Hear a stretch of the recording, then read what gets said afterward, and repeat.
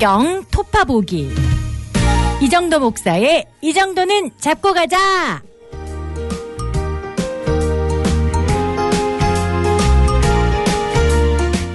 안녕하십니까? 이정도입니다. 오늘은 사무엘상 1장부터 3장까지 3장 함께 읽을 텐데요. 1장부터 3장이 말하자면 사무엘이 태어나게 되는 이야기, 그리고 사무엘의 어린 시절까지를 1장부터 3장이 다루고 4장부터는 이제 성장한 사무엘의 활동을 다룬다고 할 수가 있습니다. 1장부터 3장의 이 사무엘의 어린 시절 이 부분을 읽을 때, 특히 사무엘상 앞부분 전체를 읽을 때요, 사사기에서 이어지는 느낌으로 좀 봐야 합니다. 사사기에서 있었던 그 절망적인 악순환이 아직도 계속되고 있고, 레위인들조차도 타락한 시대, 특히 이제 이 시대에 중요한 두 지파, 두 지역이 있다라고 말씀드렸었어요. 사사기의 마지막 이야기, 두 이야기의 배경이 되는 유다 베들레헴과 에브라임 산지, 이 두 지역이 말하자면 유다와 에브라임이라는 이스라엘을 대표하는 두 지역이라고 할 수 있죠. 사사기에서는 이 두 지역에서 자기 자리를 떠난 레위인들을 보여주면서 이 레위인들조차 타락한 시대에 어떤 이 악순환의 연결고리를 끊을 수 있는 뭔가 그 방법이 없었다라는 걸 사사기가 보여주고 있는데, 이제 룻기 그리고 사무엘상은 하나님께서 그 반전, 역사의 악순환을 끊어버릴 반전을 준비하시는 걸 보여주죠. 룻기 같은 경우는 유다 베들레헴을 배경으로 하고 있습니다. 유다 베들레헴에서 거창한 누군가 레위인이라든지 어떤 지도자가 아니라 자기 곁에 있는 도움이 필요한 한 사람을 끝까지 지켜준 한 연약한 여인의 이야기, 바로 룻의 이야기를 통해서 역사의 반전이 준비되고 있는 거죠. 그리고 또 한 지역이 있습니다. 유다 베들레헴과 에브라임 산지 말씀드렸는데요. 사무엘상 1장 1절은 이렇게 시작됩니다. 에브라임 산지 라마다임 소빔에 에브라임 사람 엘가나라 하는 사람이 있었으니. 자, 이렇게 나오죠. 에브라임 산지. 그러니까요, 이 한나라는 여인과 룻이라는 이 두 여인을 통해서 유다 베들레헴과 에브라임 산지에서 암울한 역사의 반전이 준비되는 겁니다. 사실은 이 두 여인의 이야기는 이 자체가 성경 전체의 맥락에서 보면은 여기서 반전이 일어난다기보다는 반전의 준비 단계라고 할 수 있고요. 룻과 한나라는 이 두 여인을 통해서 한 사람이 준비됩니다. 룻에게는 증손자가 된다고 할 수 있고요.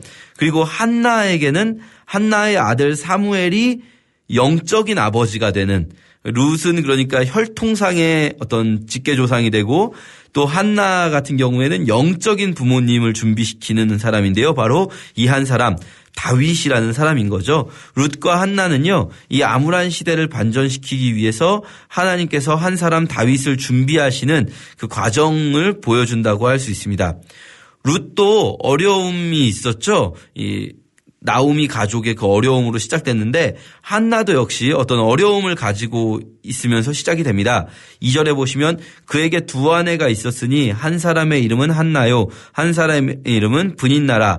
브닛나에게는 자식이 있고 한나에게는 자식이 없었더라. 자, 한나의 문제 아마 많이 아실 겁니다. 자식이 없는, 아들이 없는 게 이제 문제인 거죠. 그렇지만 한나가 사실은 완전 절망할 이유는 없는 게요, 남편 엘가나는 분명히 한나를 더 사랑한다고 나옵니다. 문제는 뭐냐면 브닛나가 자꾸 한나를 격분하게 하여 심히 괴롭혔다는 겁니다. 그러니까 그냥 가만히 놔뒀으면 한나가 아들이 없어도 힘들지 않았을 수 있어요. 그래서 엘가나가 위로할 때요, 엘가나가 어느 정도로 한나를 사랑하는지를 볼 수 있는데요. 한나가 이런 문제로 울 때마다 엘가나가 위로해 주는 말이 이렇습니다. 8절에 그의 남편 엘가나가 그에게 이르되 한나여 어찌하여 울며 어찌하여 먹지 아니하며 어찌하여 그대의 마음이 슬프냐, 내가 그대에게 10 아들보다 낫지 아니하냐 하니라. 자, 이걸 보면요, 엘가나라는 사람은 한나를 너무나 사랑하는 거예요. 그래서 한나가 막 아들이 없어서 울고 그럴 때마다 사실은 엘가나 입장에서도 아들을 원할 수도 있음에도 불구하고 한나에게 말하는 거죠. 내가 아들 10명보다 낫지 않냐. 내가 이렇게 당신을 사랑하는데 당신 아들 없어도 괜찮지 않아? 이렇게 말을 해주는 거죠. 너무나 따뜻하게 엘가나가 사랑을 베풀어 줍니다. 그런데도 불구하고 한나는 이걸로 위로가 안 되는 겁니다. 그래서요, 한나는 하나님께 아들을 달라고 간절히 기도합니다. 우리가 이 지점에서 알아야 할 게 있는데요. 한나는 왜 이렇게 아들을 가지고 싶을까요?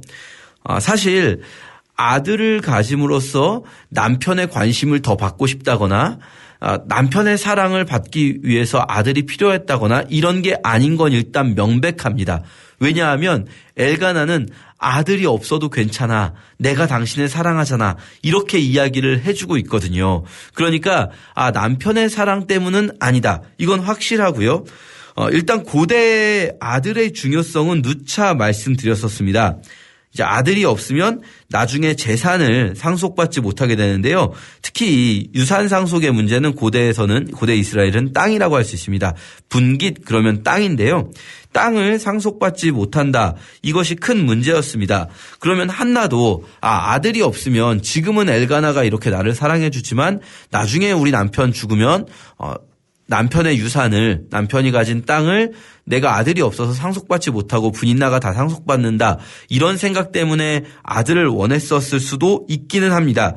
그런데 그건 분명 아닙니다. 왜냐하면요. 엘가나라는 사람은 레브라임 산지에 살고 있고 지금 여기는 1절에 에브라임 사람이라고 번역되어 있지만 이 에브라임 지파가 아닙니다. 이 사람은. 이거는 이제 에브라임 지역 출신이라는 의미겠고요. 이 사람은 레위 지파입니다. 역대상 6장에 보면요. 레위 지파의 그앗 자손 출신이고요. 오늘 본문에도 그걸 알 수 있는 게 4절과 5절에 이렇게 나옵니다. 엘가나가 제사를 드리는 날에는 제물의 분깃을 그 아내 분인나와 그 모든 자녀에게 주고 한나에게는 갑절을 주니 이렇게 나오거든요. 이것 때문에 이제 분인나가 그때마다 한나를 더 힘들게 하죠. 그냥 평소에는 가만히 있다가도 재물의 분깃을 자기하고 자기 아들들한테도 주는데 한나한테는 그 갑절을 주니까 분인나가 한나를 더 격동하게 합니다. 그때마다. 그런데 여기서 우리가 좀 쉽게 넘기면 안 되는 표현이 재물의 분깃이라는 표현입니다. 재물의 분깃. 재물의 분깃은 이 재물을 하나님께 드리고 나서 이 탕 고기를 나눠 먹을 그 분깃을 나눠 받는다는 건데요. 분깃이라는 표현, 자기 몫이라는 표현입니다. 목. 재물을 태웠는데 자기 몫이 있는 사람은 레위인들입니다. 일반적인 백성들은 물론 화목제의 경우에는 일반적인 백성들이 나눠 먹지만 그걸 분깃이라고 표현하진 않습니다. 이 분깃, 일반 사람들에게 분깃은 아까도 이야기했지만 땅을 이야기합니다. 레위인들은 땅을 분깃으로 삼지 않고요. 재물로 먹고 사는 거죠. 그러니까 이 엘가나라는 사람이 매년 실로 성막에 예배를 드리러 가는 것은 그냥 단순히 예배의 참가자인 게 아니고요. 이제 매년 1회 레위인들이 자기 반열을 따라서 레위인의 반차를 따라서 성막을 섬기러 가는데요. 바로 그 이야기인 겁니다. 그리고 그렇게 성막을 섬겼을 때 나오는 그 분깃, 그 고기를 이제 아내들과 아들들에게 나누어 주게 되는 거죠. 지금 드리려는 말씀 뭐냐면요. 레위 지파는요. 어차피 유산이 없습니다. 땅 유산이 없습니다. 그렇기 때문에 한나가 지금 아들을 원하는 것이 막 남편이 죽으면 땅을 분깃으로 받기 위해서 유산을 받기 위해서 아들을 원하는 건 분명 아니라는 거죠.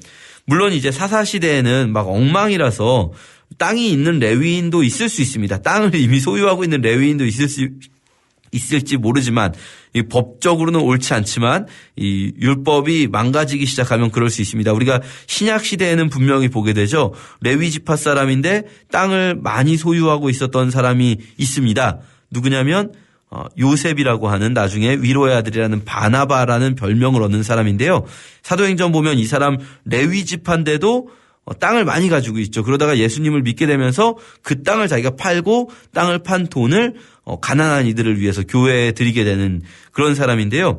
이렇게 사사시대에도 율법이 엉망이라서 레위인이지만 엘가나가 땅을 소유하고 있을지도 모르겠지만 만약에 어차피 그렇게 율법이 엉망이 된 상황이라면 그냥 엘가나가 한나를 더 좋아하니까 어떤 방식으로든 편법을 써서라도 아브라함이 그랬지 않습니까? 다른 사람을 통해서 자기 아내에게 유산을 보존해 주는 방법을 뭐 쓸 수도 있는 겁니다. 그러니까 어떤 유산 문제 때문에 아들을 원하는 것도 아닌 거죠. 그러면 한나가 아들을 원하는 건 왜 그럴까요? 분인나가 한나한테 뭐라고 격동했을까요? 뭐 아들이 있으면 예쁘다, 아들의 뭐 재롱도 보고 사랑스럽다, 뭐 이런 걸로 격동했다고 생각한다면 한나의 다음 행동이 이해가 안 돼요. 뭐냐면 한나는 사무엘을 자기가 키우지 않고 하나님께 드리거든요. 한나는요, 사무엘을 자기가 막 아들을 데리고 있으면서 아들을 사랑해주고 막 아들을 키우는 그 뭐랄까요, 그 애틋함을 느끼고 이런 것도 아니었던 거예요. 사무엘을 들여서 사무엘은 평생 하나님께 드려지게 됩니다. 한나는 사무엘을 직접 키우지 못하죠. 한나는 도대체 왜 이렇게 아들을 가지고 싶었는가? 거꾸로 말하면 분인나는 뭐라고 한나를 격동했을까? 이게요, 바로 다음 장인 2장에 보면 한나가 아들을 주신 하나님께 감사하는 기도를 하는데요. 이 한나의 기도를 보면 알 수 있습니다.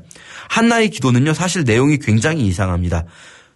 문맥상 아들을 주신 것에 감사하는 기도거든요. 그러면 하나님 뭐 아들을 주셔서 감사합니다. 아들 잘 키우겠습니다. 이 아들을 하나님 뜻대로 키우겠습니다. 이런 기도를 해야 될 것 같은데 그런 기도가 아니고요.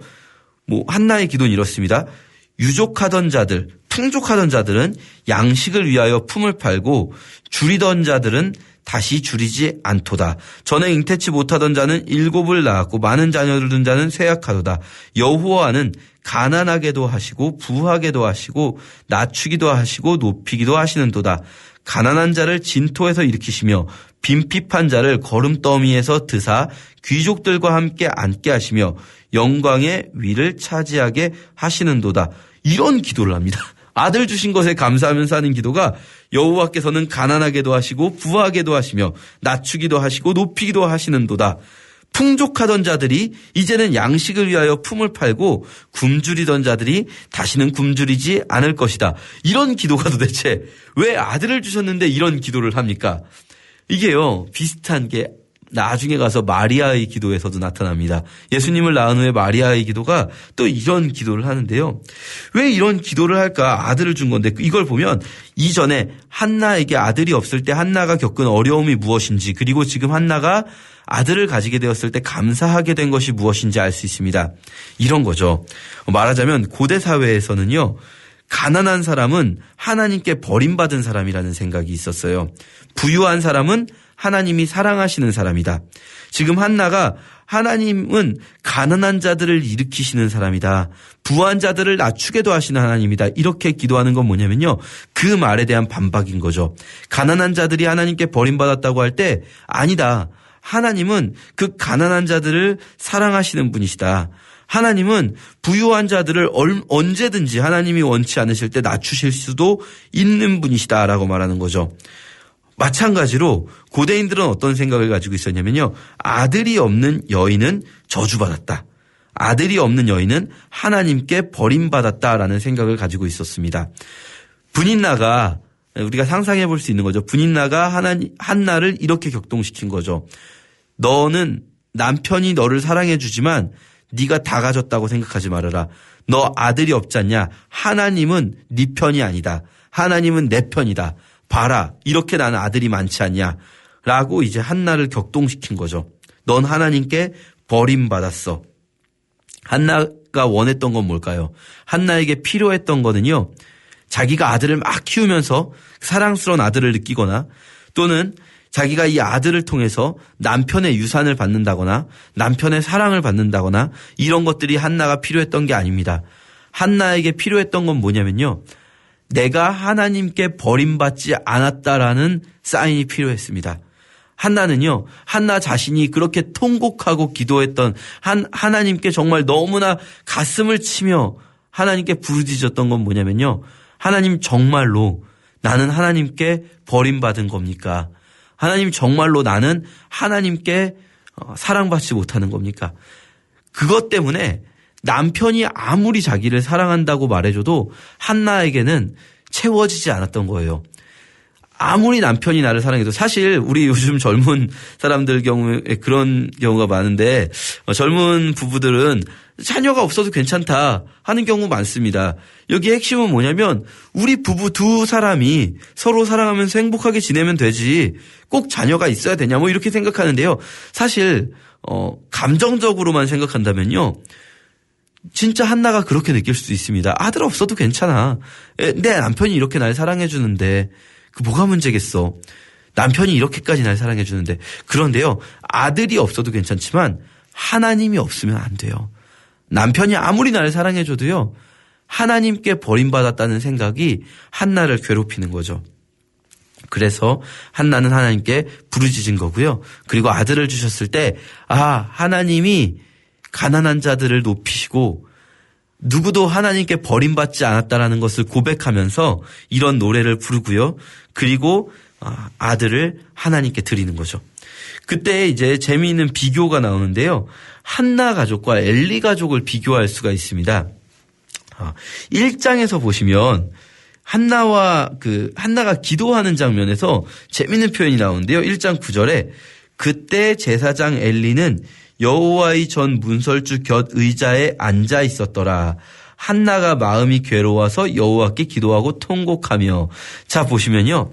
한나는 괴로워서 여호와께 기도하고 통곡할 때 제사장 엘리는 문설주 곁 의자에 앉아 있어요. 이 엘리라는 사람 재밌는 게 뭐냐면 등장할 때마다 앉아 있거나 누워 있어요. 등장할 때마다. 재밌지 않습니까? 이 사람은요, 뭐 이렇게 나올 때마다 어디 앉아 있거나 누워 있는가. 뭐 3장 2절에 보면 자기 처소에 누워 있다고 하고요. 나중에 이제 전쟁에서 소식을 들을 때도 의자에 앉아 있다가 죽습니다. 이 사람은요, 악한 사람은 아니에요. 나쁜 사람은 아니에요. 보면. 그런데 자기 아들들 홈리와 비느하스의 죄악도 모르고 있고요. 하나님이 알려주셔도 그거를 막 강하게 자기 자녀들을 징계하지 않습니다. 둔한 거죠. 영적으로 둔감한 사람이다. 그런데 정말 이 사사시대의 암울함은 뭐냐? 이렇게 영적으로 둔감한 사람이 이 제사장이라는 거죠. 그래서요 하나님께서는 엘리 가문을 이제 버리시고 하나님께서 사무엘을, 원래 사무엘은 레위인이지만 제사장 가문은 아니거든요. 그러나 사무엘을 제사장으로 쓰시겠다 이렇게 말씀하시는 것들 볼 수가 있습니다. 우리 이런 것들을 함께 보면서 3장까지 사무엘의 어린 시절 이야기 함께 보도록 하겠습니다. 감사합니다.